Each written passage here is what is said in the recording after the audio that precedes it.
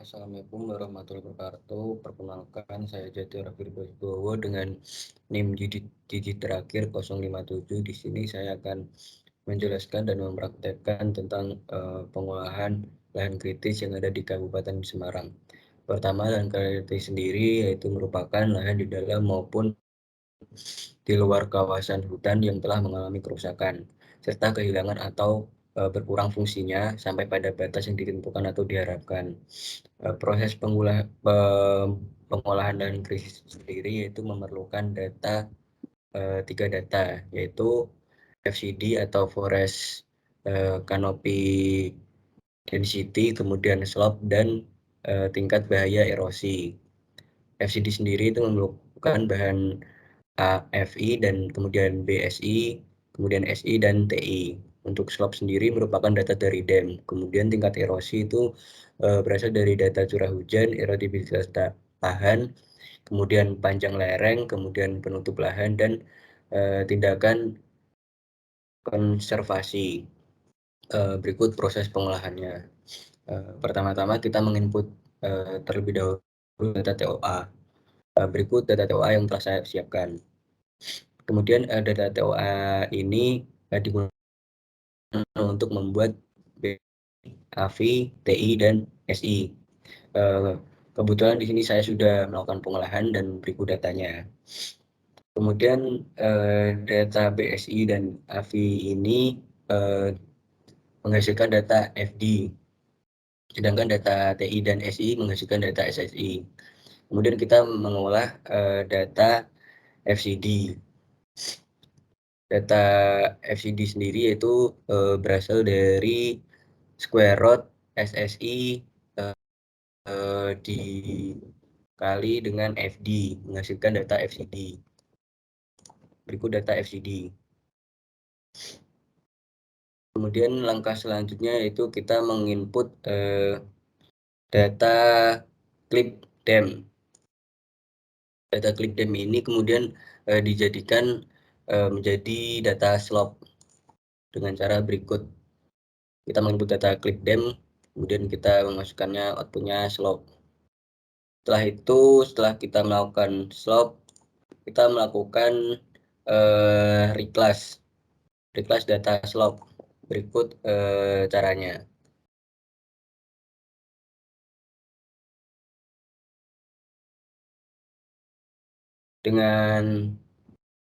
Dengan kelas menjadi 5 dan metodenya menggunakan equal. Berikut hasil reclass slope. Kemudian setelah itu kita menginputkan data tutupan lahan, curah hujan, jenis tanah, dan kemiringan lereng. Sebelumnya data ini sudah dimasukkan skornya. Untuk tutupan lahan itu memerlukan data CP. Data CP ini sendiri saya dapat dari jurnal yang telah didapat. Berikut data CP-nya. Kemudian kita juga menginputkan data curah hujan, yaitu menginputkan data R dari database. Database sendiri itu merupakan nilai tengah dari nilai curah. Selanjutnya kita menginputkan juga data dari jenis tanah, yaitu nilai K. Nilai K sendiri didapat dari jurnal yang telah dibagikan. Berikut nilai K-nya. Selanjutnya kita juga menginputkan data kemiringan lereng, yaitu kita menginputkan data LS dari nilai tengah keterangan 0 sampai 8%, 0,4, kemudian 8 sampai 15 itu 1,4, 15 sampai 25% itu 315, kemudian 25 sampai 45 itu LS-nya 6,8, lebih dari 45% itu 9,5. Setelah itu kita menjadikan data tutupan lahan, curah hujan, jenis tanah, dan kemiringan lereng menjadi data raster. Berikut caranya, yaitu polygon to raster, input data SAP tutupan lahan. Kemudian value fieldnya diubah menjadi CP. Kemudian kita juga mengubah SAP curah hujan menjadi raster. Berikut caranya, yaitu inputnya curah hujan, value fieldnya menggunakan data R.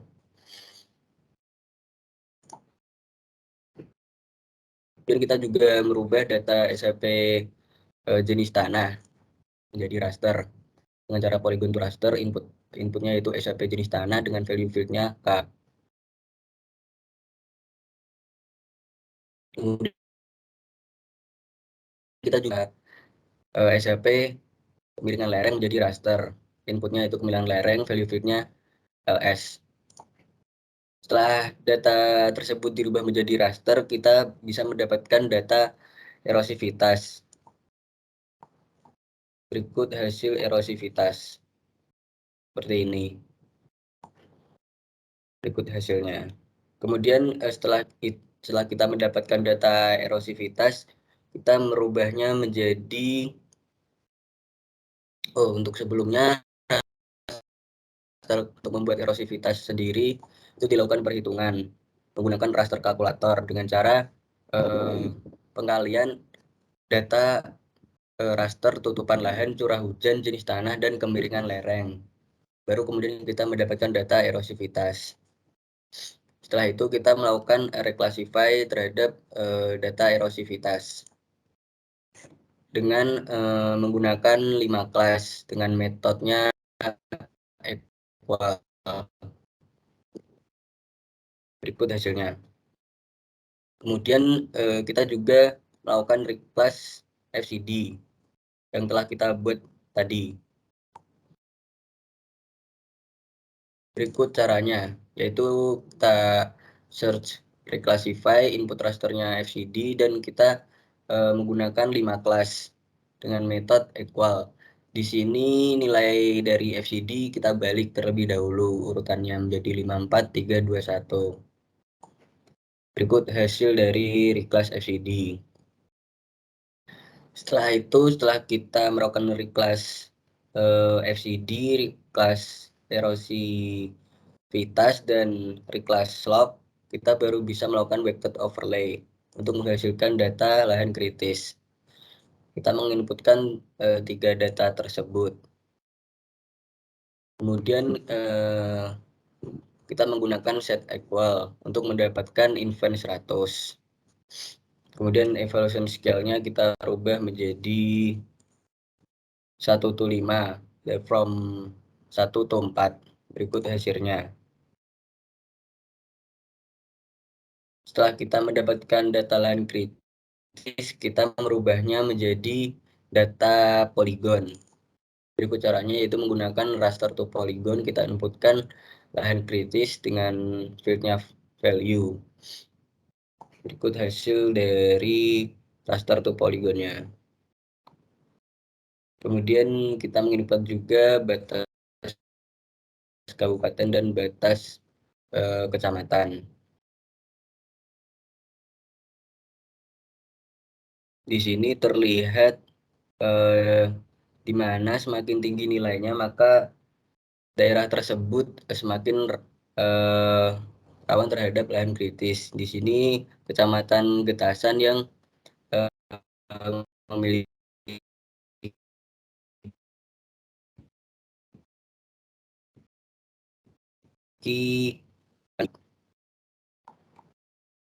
mungkin itu saja proses dalam pembuatan lahan kritis di daerah Semarang.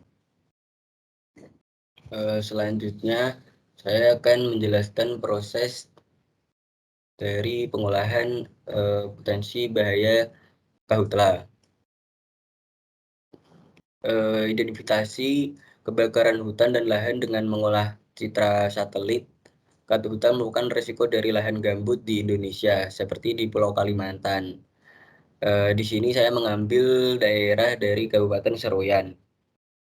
Kebakaran hutan dan lahan gambut merupakan kebakaran pemukiman di mana api membakar yang ada di atas permukaan. Kemudian api menyebar tidak menentu secara perlahan membakar bahan organik melalui pori gambut dan akar semak. Proses pengolahan potensi bahaya karhutla yaitu memerlukan data citra satelit, data DEM, data jaringan jalan, peta peruntukan lahan, dan peta tanah gambut. Kemudian kita akan melakukan skor terhadap jejak kebakaran hutan, skor suhu permukaan, kemudian skor titik panas, skor tutupan lahan, skor jaringan hidrologi, kemudian skor aksesibilitas, kemudian skor peruntukan lahan, dan skor tanah gambut. Kemudian kita baru bisa mendapatkan peta potensi bahaya karhutla. Di sini saya menginputkan data terlebih dahulu band TOA 5 dan band TOA 7. Kemudian kita melakukan perhitungan untuk mendapatkan data NBR. Berikut caranya yaitu menggunakan raster kalkulator. TOA band 5 dikurangi TOA band 7 dibagi TOA band 5 ditambah TOA band 7. Baru kita mendapatkan data NBR. Berikut hasilnya. Kemudian kita melakukan reclass NBR. Dengan cara kita search reclassify input rasternya NBR dan kemudian untuk kelasnya menjadi 5 metode equal dan kita merubah urutannya untuk nilainya yaitu menjadi 54321 baru kita mendapatkan reclassify dari NBR. Selanjutnya menginputkan data SHP tutupan lahan. Tutupan lahan sendiri ini dilakukan penskoran dengan cara menginputkan data titik rawan kebakaran. Baru kita bisa mendapatkan scoringnya. Kebetulan ini sudah saya lakukan. Nah, kemudian setelah itu kita merubah data tutupan lahan menjadi data raster dengan cara polygon to raster. Kita menginputkan data tutupan lahan, kemudian value fieldnya menggunakan skor, baru kita mendapatkan raster dari tutupan lahan. Kemudian kita menginputkan data buffer jalan. Buffer jalan sendiri didapat dari hasil multiple ring buffer. Kebetulan di sini saya sudah melakukan prosesnya. Setelah kita mendapatkan data buffer jalan, kita melakukan raster jalan.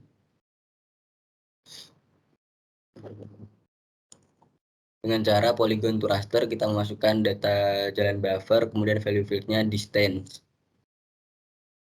Baru kita mendapatkan raster jalan. Setelah itu, berikut hasilnya. Setelah itu kita melakukan penginputan data buffer sungai. Caranya sama, yaitu dengan multiple ring buffer. Dan ini saya juga sudah melakukan pengolahannya agar lebih cepat. Kemudian kita merubah data buffer sungai ke dalam raster. Yaitu dengan cara polygon to raster kita menemukan data sungai buffer, value fieldnya distance, dan berikut hasilnya. Setelah kedua data sungai dan jalan diubah menjadi raster, kita melakukan reclassify terhadap data jalan dan sungai dengan cara reclassify, yaitu kita menginputkan data raster jalan dengan reclass field-nya value. Kemudian kelasnya menjadi 5. Metodenya tidak bisa diubah. Kemudian kita merubahkan urutannya, di mana kalau jalan itu semakin kecil out value-nya, maka new value-nya akan semakin besar dan berbalik dengan sungai. Berikut hasilnya. Kemudian kita juga melakukan reclassify terhadap data sungai, yaitu reclassify, kemudian kita menginputkan data sungai dengan reclass field-nya value. Kemudian kelasnya menjadi 5. Di sini out value-nya 500 hingga 2500 dan value-nya 1 sampai 5. Berbalik dengan jalan tadi. Berikut hasil reclass sungai. Kemudian kita menginputkan data lahan gambut. Setelah kita menginputkan data lahan gambut, kita merubahnya menjadi data raster dengan cara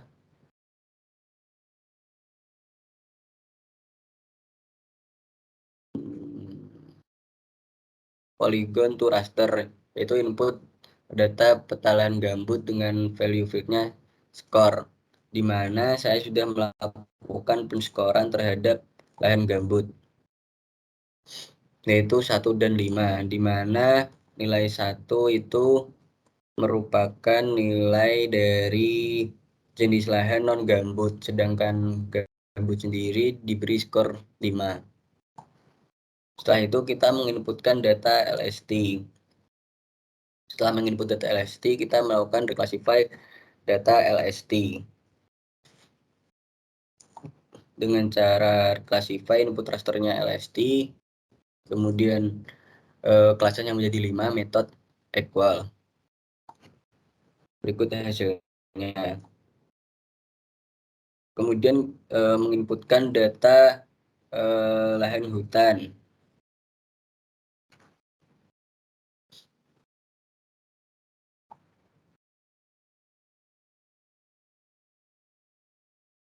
Setelah itu kita merubahnya menjadi data raster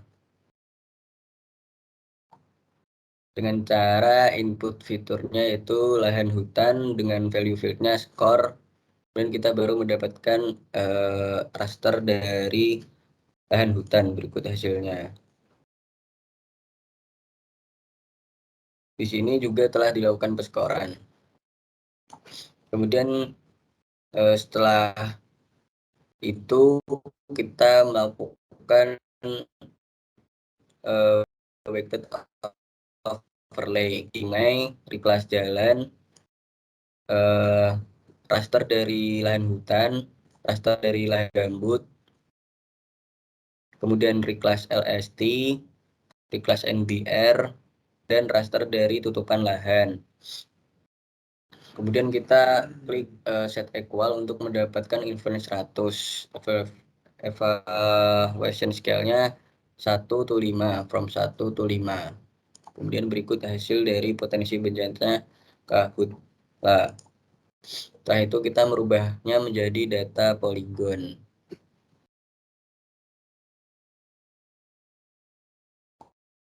Berikut hasilnya. Di mana semakin tinggi nilainya, maka daerah tersebut potensi jadi bencana. Selanjutnya saya akan menjelaskan tentang pengolahan kekeringan dan banjir di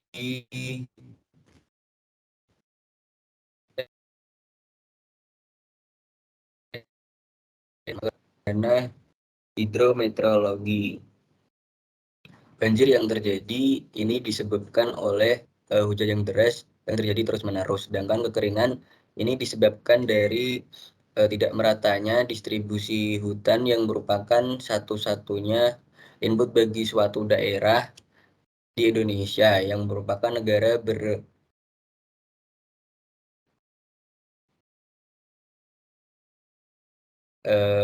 iklim tropis. Jadi pasarnya itu diakibatkan oleh kondisi hidrologi suatu daerah dalam kondisi air tidak seimbang. Nah, kemudian kita langsung saja melakukan pengolahan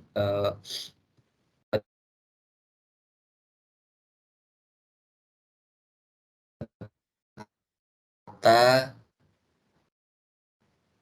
bencana banjir. Kita menginputkan data TOA BEN 2, 3, 4, 5, 7. Data era kalkulator, kita menginputkan data TOA BEN 3 dikurangi TOA BEN 7 dibagi TOA BEN 3 ditambah TOA BEN 7. Baru kita mendapatkan data NDBI. Berikut. hasilnya. Setelah itu kita melakukan reclassify data NDWI dengan cara reclassify input rasternya NDWI, kemudian untuk kelasnya menjadi 4 dan menggunakan metode equal. Berikut hasilnya. Kemudian kita membuat hillset dengan cara kita search hillset, kemudian kita menggunakan atau menginputkan data DEM yang telah dikoreksi. Baru kita bisa mendapatkan data hillset. Setelah itu kita melakukan reclass dari data hillset dengan cara reclassify input rasternya hillset, kemudian kelasnya menjadi 4 dengan metode manual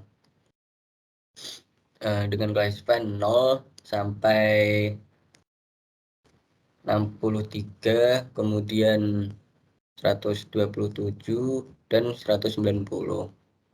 Kemudian data hillsetnya, data reclass hillset. Kemudian kita membuat data fill dengan cara kita search fill, kemudian kita juga menginputkan data DEM, baru kita mendapatkan data fill.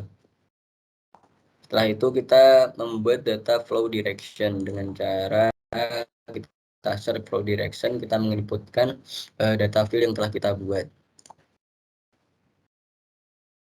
Berikut hasilnya. Kemudian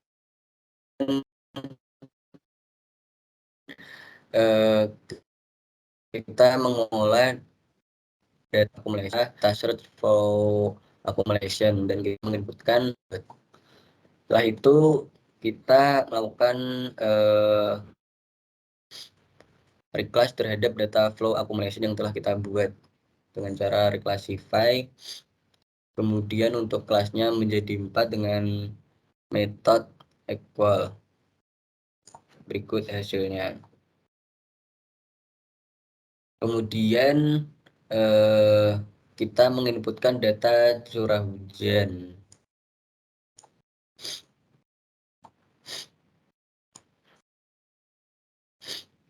Setelah itu data curah hujan tersebut dirubah menjadi data raster dengan cara polygon to raster. Input fiturnya itu curah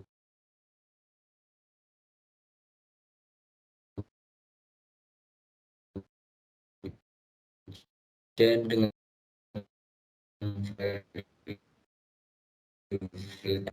baru mendapatkan data raster curah hujan. Kemudian kita dapat overlay, yaitu dengan menginputkan data reclass curah dan reclass dari flow accumulation, di mana kelas sendiri itu 40 dan yang lainnya itu 20 dengan evaluation scale-nya 1/9/1. From 1 itu kemudian kita mendapatkan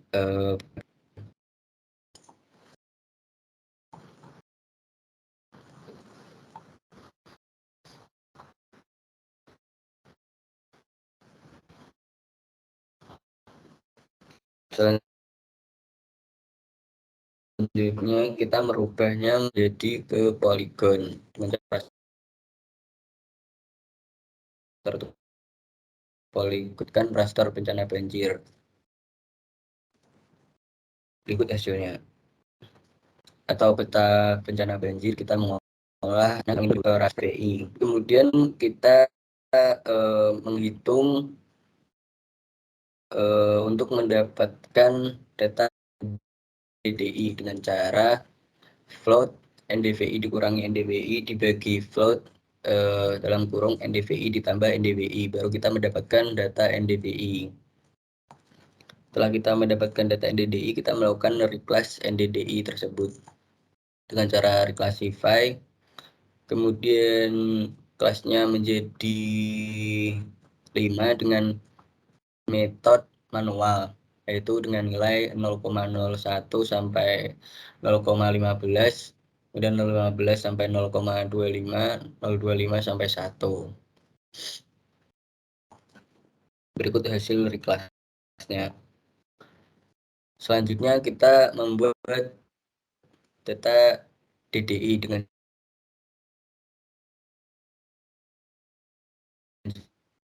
cara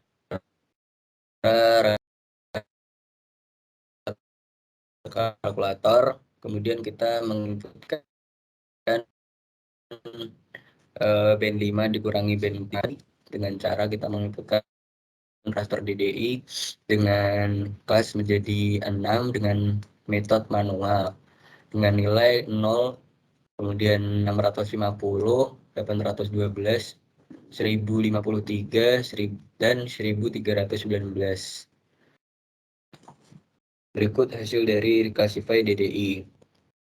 Setelah itu kita membuat data EVI dengan rumus sebagai berikut. Baru kita mendapatkan raster dari EVI. Berikut hasilnya. Setelah itu kita menginputkan data dari LST.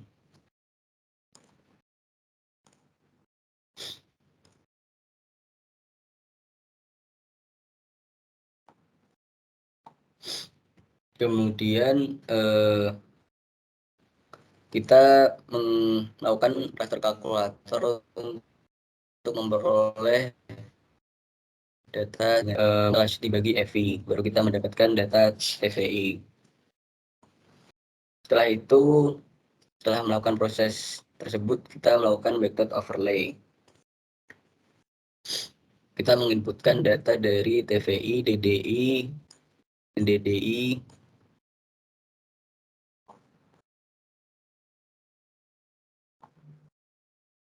baru dengan evaluation scale-nya 1/9/1. Baru kita memperoleh data bencana kekeringan. Kemudian kita merubahnya menjadi data poligon dengan cara raster to poligon. Dengan input rasternya bencana kekeringan dengan value. Berikut hasilnya. Di mana nilai nilainya semakin tinggi. Ini daerah paling rawan terkena bencana kekeringan yaitu daerah Kecamatan Ambarawa, kemudian daerah Tuntang, daerah Pabelan, kemudian Beringin, dan Kecamatan Suro, termasuk juga Kecamatan Susukan.